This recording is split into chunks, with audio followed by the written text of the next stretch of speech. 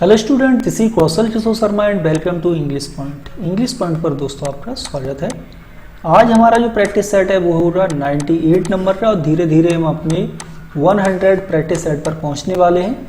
लेकिन आप play list में देखेंगे तो आपको ओवर 100 आपको प्रैक्टिस सेट मिल जाएंगे जो हमारे इंग्लिश ग्रामर पर डिफरेंट टॉपिक्स पर, यानी कि लगभग इंग्लिश ग्रामर के सारे टॉपिक पर हमने ऑब्जेक्टिव ग्रामर के क्वेश्चंस बनाए हुए हैं। जो भी स्टूडेंट्स पहली बार आए हैं या फिर उन्होंने अभी तक हमारे ऑब्जेक्टिव ग्रामर के प्रैक्टिस सेट को नहीं देखे हैं तो प्लीज़ उन्हें भी जरूर देखें, जो कि आपको काफ़ी हेल्प मिलेगी उनसे। तो चलिए शुरू करते हैं आज क्लास में। आज आपको इस प्रैक्टिस सेट में लगभग सभी ग्रामर के टॉपिक पर चीज़ें मिलने वाली हैं। ओके, तो सबसे पहला जो सेंटेंस है वो है हमारा the sentence this is the house in which I was born. ये बताना है कि ये किस तरह का सेंटेंस है। This is the house in which I was born. तो सबसे पहले देखिए आपका क्लॉज लिखा हुआ है, जहां पर आपका प्रिंसिपल क्लॉज है this is the house and in which I was born ये आपका सब ऑर्डिनेट क्लॉज है। किस तरह का क्लॉज है? सब ऑर्डिनेट क्लॉज है and this is the house आपका प्रिंसिपल क्लॉज है। तो सिंपल सेंटेंस क्या होता है? सिंपल सेंटेंस में केवल एक ही सेंटेंस होता है। कंपाउंड सेंटेंस कोऑर्डिनेटिंग कंजंक्शन से जोड़े जाते हैं, वो कंपाउंड सेंटेंस होते हैं। एंड कॉम्प्लेक्स सेंटेंस में आपका सबऑर्डिनेट क्लॉज होता है। तो सेंटेंस नंबर 1 का जो राइट ऑप्शन है वो है आपका option number C, complex sentence. अब देखते हैं ये किस तरह का सेंटेंस है। ये जो सेंटेंस है जो हमें रिलेशन बता रहा है कि उस घर का जहां पर मेरा जन्म हुआ है, और ये आपका क्या है? रिलेटिव क्लॉज है। रिलेटिव क्लॉज को हम कहते हैं एडजेक्टिव क्लॉज भी। तो राइट ऑप्शन होगा आपका ऑप्शन नंबर सी।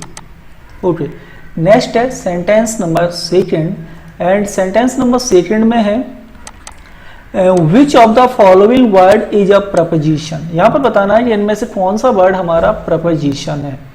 ऑप्शन है beyond, yet, now and and. तो बियॉन्ड देखिए आपका बियॉन्ड प्रपोजिशन होता है, ठीक है।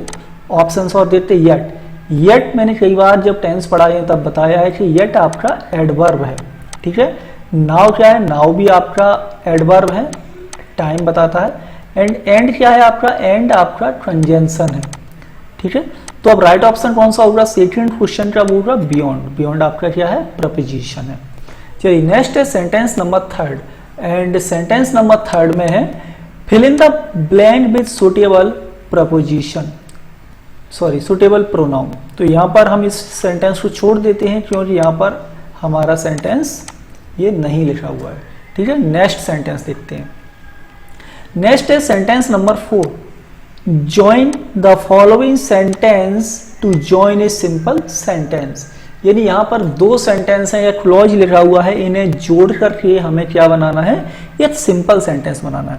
और आपका जो सेंटेंस है वो है the coffee isn't too strong, it won't keep us aware. ये जो 2 सेंटेंसेज हैं इनको हमें कंबाइन करना है और सिंपल सेंटेंस बना देना है। सिंपल सेंटेंस आपका क्या होता है? सिंपल सेंटेंस में आपका कोई कंजंक्शन यूज नहीं किया जाएगा, ठीक है। No conjunction and coordinating conjunction नहीं आते सब, और आपके सबऑर्डिनेटिंग कंजंक्शंस भी नहीं आते हैं, ये ध्यान रखिए। तो यहां पर देखते हैं ऑप्शन है the coffee isn't too strong to keep us aware. ये ऑप्शन राइट है क्योंकि टू का यूज होता है और इससे हम सिंपल सेंटेंस बना सकते हैं। टू इन्फिनेटिव से इसे ऐड कर दिया गया। नेक्स्ट है the coffee isn't too strong and will not keep us aware. ये ट्रांसफॉर्मेशन इसका रॉन्ग होगा, बी ऑप्शन का। सी ऑप्शन है the coffee isn't too strong so it won't keep us aware. ये गलत लिखा हुआ है, यहाँ पर होगा अवेयर। तो आपका ऑप्शन सी भी नहीं है, ऑप्शन डी भी नहीं है। जो राइट ऑप्शन है वो है आपका option number A. Next sentence है sentence number 5 and sentence number 5 है fill in the blank with the correct preposition. यहाँ पर हमें सही प्रपोजिशन का यूज करना है। सेंटेंस है are you sorry dash what you have done. तो सॉरी के बाद कौन सा प्रपोजिशन आता है? सॉरी के बाद यूज किया जाता है आपका sorry for something. With for why and over में से जो राइट ऑप्शन है वो है आपका क्वेश्चन नंबर 5 का option number B.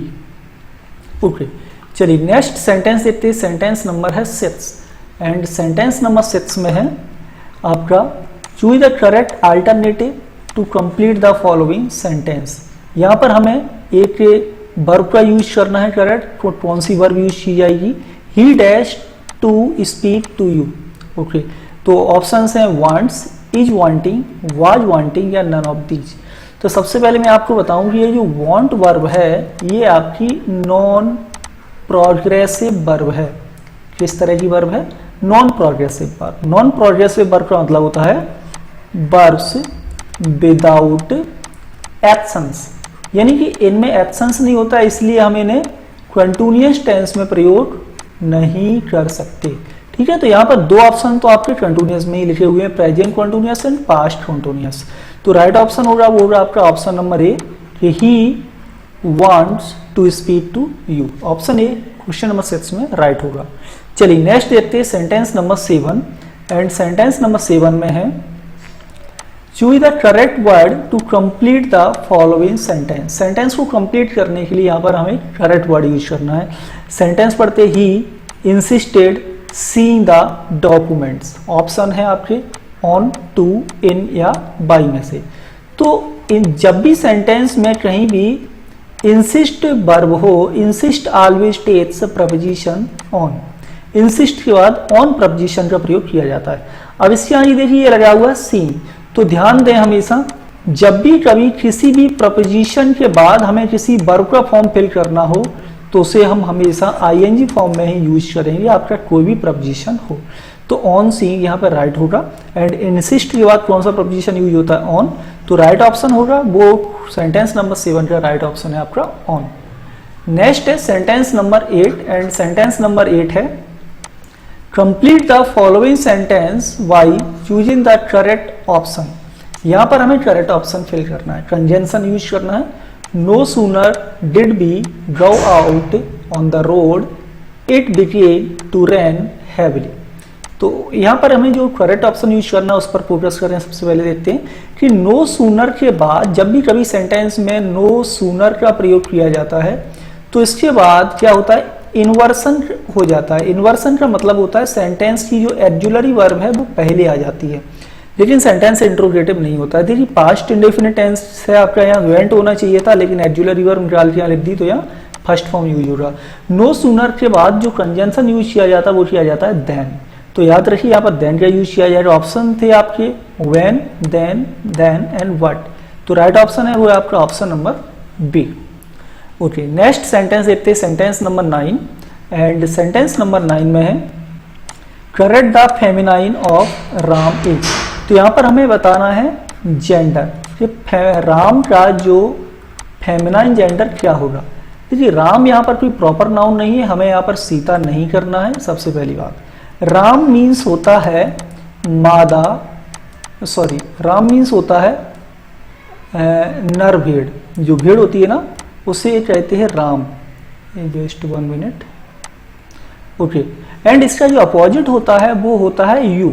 You means होता है मादा भेड़, ठीक है ना, ये नर भेड़ होता है और ये मादा। तो राम का जो फेमिनाइन जेंडर बनता है वो बनता है यू, EWEU, याद रखिए। तो ऑप्शन सी यहाँ पर होगा राइट। राम का जो फेमिनाइन जेंडर होगा वो होगा आपका यू। ओके, नेक्स्ट है sentence number 10 and sentence number 10 में है dash is the best story. तो यहाँ पर हमें सब्जेक्ट का यूज करना है। ध्यान दें जब भी कभी हमें कोई सब्जेक्ट बनाना होता है तो यहाँ पर या तो नाउन आता है सब्जेक्ट के स्थान पर या प्रोनाउन आता है। इसके अलावा सब्जेक्ट के स्थान पर कुछ भी यूज नहीं किया जा सकता। हालांकि जो भी यूज किया जाएगा वो वहां पर नाउन या प्रोनाउन की तरह कार्य करेगा। तो यहाँ पर देखिए योर आपका पॉजेसिव केस है, इसके बाद एक नाउन कंपलसरी आता है तो इसका यूज नहीं किया जाएगा।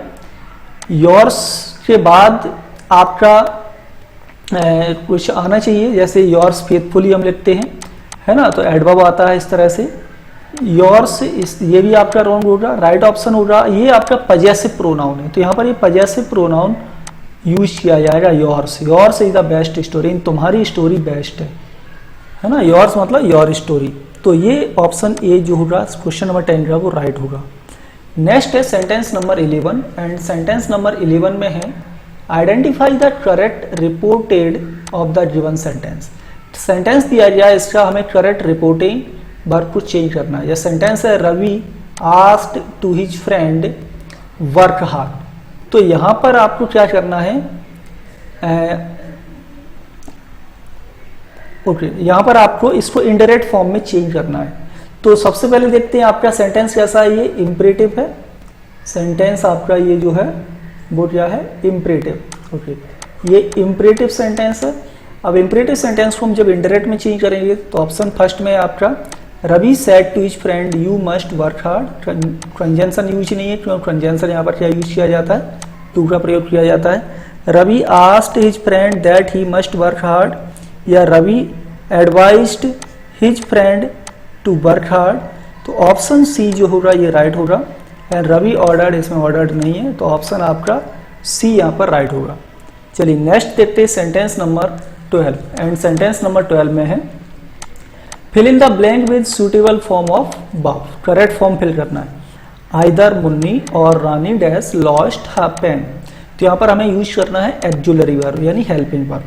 अब हमें ये देखना होगा कि हमारे जो दो नाउन हैं वो किससे जुड़े हैं, आइदर डैश और से जुड़े हैं। जब भी कभी सेंटेंस में कंजंक्शन आइदर और neither nor and not only but also हो, तो इसमें जो वर्ब यूज की जाती है वो लास्ट में जो नाउन या प्रोनाउन होता है ना, उसकी अकॉर्डिंग हम एक्जुलरी वर्ब या हेल्पिंग वर्ब का प्रयोग करते हैं। तो यहाँ पर जो रानी है ये आपका सिंगुलर नाउन है, सिंगुलर प्रॉपर नाउन है, तो इसके अकॉर्डिंग हमें एक्जुलरी वर्ब यूज करनी होगी और सेंटेंस में यूज करेंगे हैज। ऑप्शन आपका यहाँ पर ए होगा राइट, है प्लूरल में आता है। ये सेंटेंस पास्ट में कहीं से दिखाई नहीं देता है तो हम ये भी यूज नहीं करेंगे, ठीक है, तो ये आपका होगा राइट। चलिए नेक्स्ट है sentence number 13। And sentence number 13 में है point out the sentence in the voice active voice.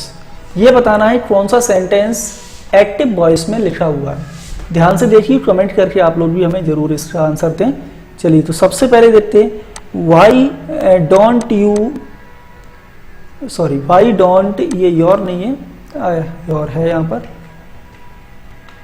Y don't you have, यहाँ पर हमें हैव और लिखना है। अब हम इस सेंटेंस को देखें, why don't you have your eyes tested. And second option है this notice has been altered, boys could have done all this damage and steps had been cut in the ice by previous climbers. तो यहाँ पर ये बताना है कौन सा sentence active voice में लिखा हुआ है। तो सबसे पहले हम नीचे से देखते हैं, steps had been, past, steps मतलब होता है सीढ़ियां, पास्ट परफेक्ट टेंस का ये पैसिव वॉइस लिखा हुआ है। किसने स्टेप्स कट किए थे, पहले जो क्लाइंबर आए थे। डूअर जो काम करने वाला है वो बाई के बाद लिखा हुआ है, तो ये आपका पैसिव वॉइस है। और ऑब्जेक्ट है आपका ये स्टेप्स, तो हम ये पैसिव वॉइस हो गया। आगे है boys could have done all this damage, तो ये आपका जो सेंटेंस है ये है होगा राइट। सब्जेक्ट आपका पहले लिखा हुआ है डूअर, वर्ब की थर्ड, कुड हैव के बाद वर्ब की थर्ड फॉर्म आती है और ये पास्ट को शो करता है। कुड हैव के साथ वर्ब की थर्ड फॉर्म हम यूज करेंगे तो ये क्या शो करता है, ये पास्ट शो करता है, याद रखिए हमेशा। ओके, तो ये क्या कहाँ है, ओके, तो ये क्या शो करता है, यहाँ पर पास्ट को शो करता है। तो ये आपका जो है वो राइट ऑप्शन है। This notice has been altered, ये भी आपका पैसिव वॉइस लिखा हुआ है, ठीक है। Y don't you have your eyes tested, ये भी एक तरह का आपका पैसिव वॉइस ही है, क्योंकि यहाँ पर जो आईज टेस्टेड है वो डूअर ने खुद नहीं किया, ये यू है, इसने नहीं किया। यहाँ पर जो हमने हैव वर्ब लिखी है ये पॉजिटिव यूज है हैव का, और ये भी एक पैसिव फॉर्म की तरह सेंस देता है, पॉजिटिव यूज ऑफ हैव, ठीक है, ये ध्यान रखिए। जो पॉजिटिव यूज होता है हैव का वो भी एक पैसिव फॉर्म की तरह यूज देता है, अर्थ देगा यहाँ पर। तो राइट ऑप्शन आपका होगा बी, ठीक है, राइट ऑप्शन होगा आपका यहाँ पर सी। नेक्स्ट है sentence number 14। And sentence number 14 में है point out the correct indirect speech of the sentence. Indirect speech बताना है कि इनमें कौन सी सही है। इन डायरेक्ट नरेशन यहाँ पर हमारा ये लिखा हुआ है। नेक्स्ट देखते हैं वुड यू, सेंटेंस है would you like to come with us, they said. अब सेंटेंस आपका कैसा है, ये इंट्रोगेटिव है, तो जो सैड है ये आपकी चेंज हो जाएगी किसमें, आस्क्ड में। तो यहाँ पर देखिए लिखा हुआ है they asked, they asked, they invited, told, तो हम इन दो को हटा देते हैं, आपका ऑप्शन ए या बी में से होगा। अब इंट्रोगेटिव है, ऑक्सिलरी वर्ब से स्टार्ट है, तो कंजंक्शन क्या बनाते हैं हम, इफ, तो यहाँ पर इफ है। फिर आता है आपका यू सेकंड पर्सन है, इसे हम चेंज कर देंगे ऑब्जेक्ट के अनुसार, यहाँ पर ऑब्जेक्ट नहीं है तो हमने यहाँ पर मी मान लिया, दे सैड टू मी, इस वजह से ये क्या हो गया, आई बन गया, बिल का वुड में चेंज हो जाएगा। और अस फर्स्ट पर्सन है, जैसे हम सब्जेक्ट के अकॉर्डिंग यानी दे के अकॉर्डिंग चेंज कर देंगे, देम हो जाएगा। तो राइट ऑप्शन आपका कौन सा होगा, option number B, option A आपका रॉन्ग है। नेक्स्ट देखते हैं सेंटेंस नंबर 15 है, एंड सेंटेंस नंबर 15 में है लेट द फ्लावर्स, और यहाँ पर हमें करेक्ट फॉर्म फिल करना है, not plucked, not be plucked, not be plucking या नॉट बीन प्लड, यानी ये भी हमें पैसिव फॉर्म ही बनाना है कि लेट के बाद क्या आता है आपका ऑब्जेक्ट आता है, इसके बाद आती है बी वर्ब, एंड इसके बाद आती है आपकी वर्ब की थर्ड फॉर्म। तो यहाँ पर देखिए लेट लगा हुआ है, ऑब्जेक्ट लगा हुआ है, अब हमें क्या चाहिए, बी चाहिए एंड वर्ब की चाहिए थर्ड फॉर्म, तो ये हो जाएगा लेट द फ्लावर बी प्लड। तो अच्छा नेगेटिव है, तो नेगेटिव में क्या करना है आपको, नेगेटिव में आपको बी से पहले नॉट लगाना है, तो हम भी यहाँ नॉट लगा देते हैं बी से पहले। अब देखते हैं let the flower not be plucked, कहाँ पर लिखा हुआ है not be plucked, option number B यहाँ पर आपका राइट होगा। तो दोस्तों आज की क्लास आपको कैसी लगी कमेंट करके बताना है, और क्लास पसंद आए तो इसे लाइक जरूर करना है, दोस्तों के साथ हमारे चैनल को सब्सक्राइब करने के लिए बोलना है, और इस वीडियो को उन तक शेयर भी करना है। Thank you for watching this video.